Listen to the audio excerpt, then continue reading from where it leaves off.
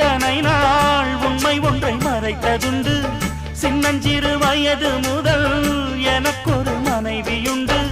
கோபம் கொள்ள வேண்டாம் அம்மா, ஹோய் தாங்கிக் கொள்ள வேண்டும் அம்மா.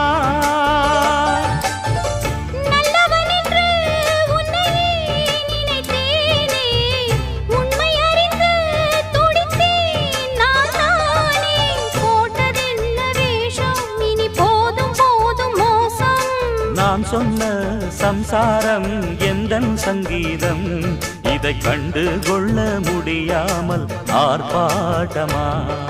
தண்ணீரிலே முகம் பார்க்கும் ஆகாயமே, நல்ல பன்னீரிலே நீராடும் பூந்தோட்டமே.